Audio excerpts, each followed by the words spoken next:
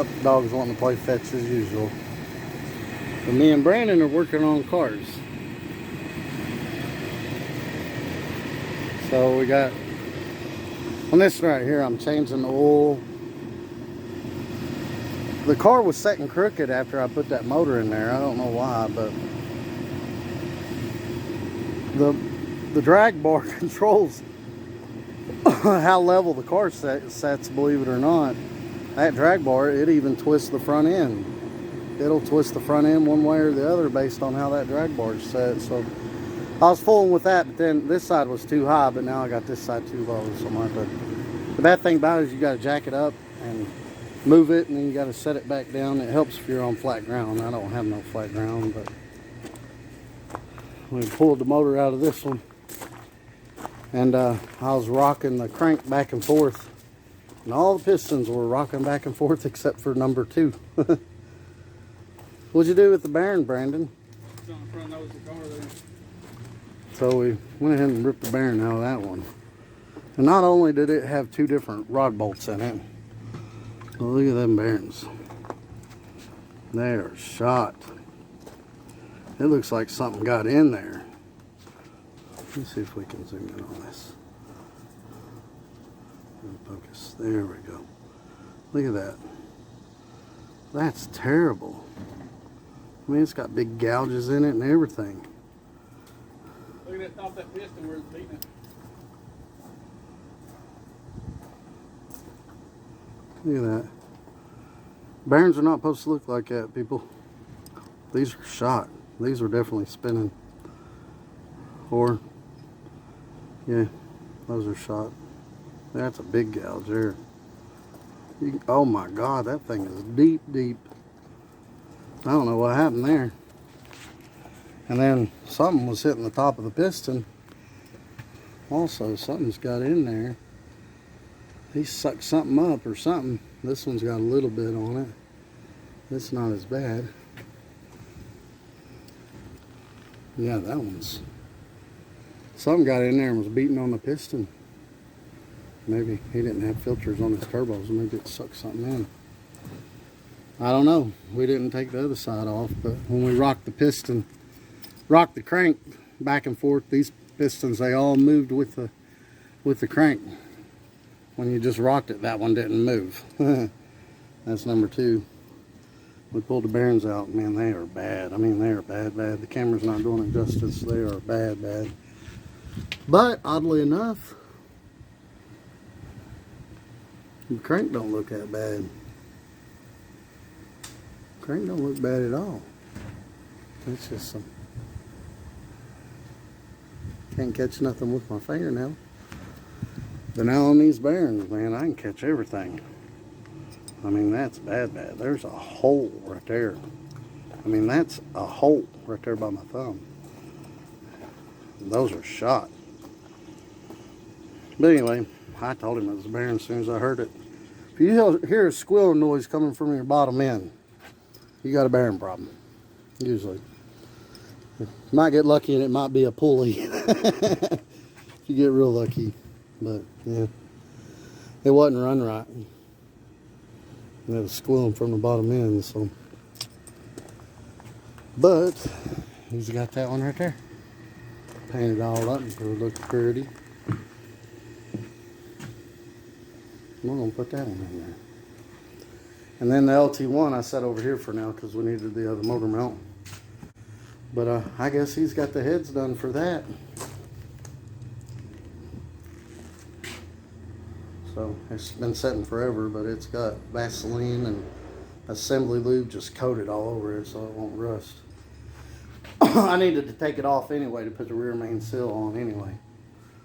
You can't get that rear main seal on there when it's on the lift, or when it's on the motor mount. I can't think of nothing today. The motor holder thingy. Engine stand. I remember. Yeah, he painted this thing up. Looking good. That old pan's not going to work, so I'm going to have to put that other old pan on there. So I guess he has to put the old pan on. Old pan gasket. Just change the dipstick tube.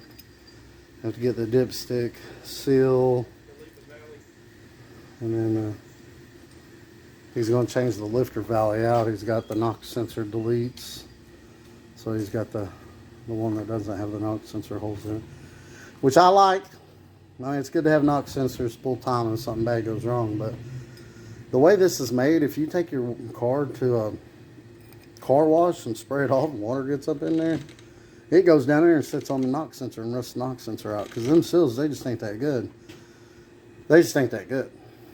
But yeah, we got intake gaskets, oil pan gasket. Got to change the oil pan seals. You got to change the lifter valley or whatever they call that thing, plate.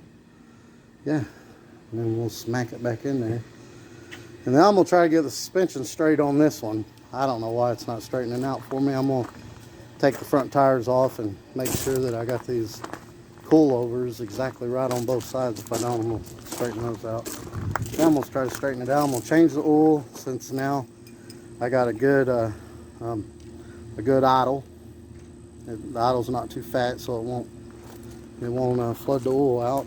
And plus, just rebuilt the motor, so after you run it a little bit, you want to change the motor, change the oil shortly after. So change the oil, check, make sure the shocks are even on both sides, and then I'm going to adjust on this drag bar a little bit more and make it even. See, got about that much right there, which it's setting crooked right now because it's up on the jag. But yeah, I can barely get my hand in there on that side. So I went too far. This side was higher. The funny part about it is, even when I had them even, there was more room here than there was on the other side. So that makes me think my shocks are out of adjustment or something. So I think that LT1 was a little heavier. It must have been. It had to been, because the car sat lower with the LT1 in it. And the LT1 it set back further. So I don't know. Plus, I'm going to take this shifter. That shifter, you have to push the button to go from, well, what would normally be overdrive to drive. You have to push the button to make it do it, and I don't like it like that, so I don't want to have to push the button. I just want to be able to pull the shifter back and it shifts, so I'm going to fix it to where I can do that. And then I'm going to tune on it a little bit more. I tuned on it a little yesterday until my laptop ran dead. Battery on my laptop is not working all that great, so the battery goes dead in about an hour. But I made a lot of good progress on the tune, and we're still going to make a video on how I tuned it. But I was seriously, because this thing's not really, it's kind of loud, and the exhauster's sticking out the front, and I'm afraid I'm going to get pulled over and they're going to tow my car in, so it's kind of hard to drive around and tune it. Fear you're going to get pulled over, so I might take it to the dyno. More than likely, I might take it Monday. Let's get it dyno tuned. But yeah, we're going to put this one back together, hopefully by the end of this weekend. He's going to get all that back together, and then we'll stick it back in this Camaro. What year is that, Brandon? 94. It's a 94. It's a V6 car. It's locked. And it is locked. His rear end ain't locked. My rear end's locked, but even if you push my car straight, it's not easy. Now, you put that car right there, pushes easy. That one don't push easy at all. That one pushes real easy. We'll take them all three up there and get them weighed at the junkyard. Trans Am, Camaro, and all. Because I took the AC delete out of that and then changed it to a 5.3. I'm kind of curious what it weighs now. I'm really curious what that weighs. And then the Trans Am, we took a bunch of stuff out of it also, the dash and underneath the dash and the bumper, the front bumper, and then but then we put the roll cage in, so I'm kind of curious what it weighs now. It was, without the driver, it was 3180. Mm-hmm. That one, without a driver before, was 3250 to 3300, depending on how much gas was in it. 3250 if it's almost out of gas. I'm kind of curious what that one weighs. But yeah, I'll get y'all some more videos on this contraption we got going on here. Austin brought his Turbo LS1 over. It's got it all together and everything like that, but the tune's way off, so I'm gonna see if I can tune on it a little bit just to get it to idle. I've never tuned turbo before, so I got an idea how to do it, but I don't trust myself. But we just wanted to idle enough to run around. But I put my car over there. I tweaked on the suspension. The car was that way. It's been wrecked on this side, and that's the reason why it's been like that. But I messed with that suspension all day today to get it as flat as I could. And actually, this tire is a little low, and after I put air in the tire, it should about even it out. But here's the bad thing. If you look at this side, there's hardly no room between the fender and the tire. But if you look over on this side, there's all kinds of room. Well, it ain't so bad after I moved it over here. So, yeah, I can barely get my fist there. I lowered that side down. But the thing about it is it's hard to lower it up and down with the shocks because that sway, that anti-roll bar, it keeps it from moving. Look at there, it's about even. See, that tire's low, it needs some air in it. I put air in that tire, it might be all even. Let's see where this is at. It's about right there.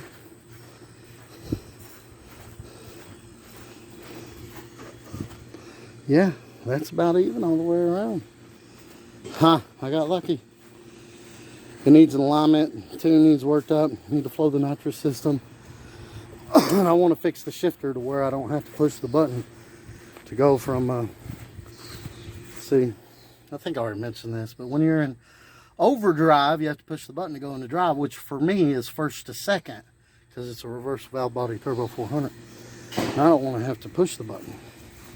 I want to be able to just hit the throttle and it come back. But I'm sure you guys have seen this car before.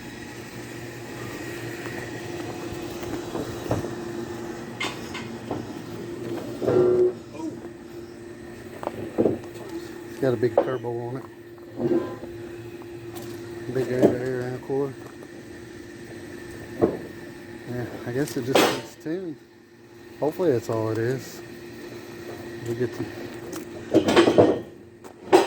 see if we can't get it tuned and get it at least idle and run. And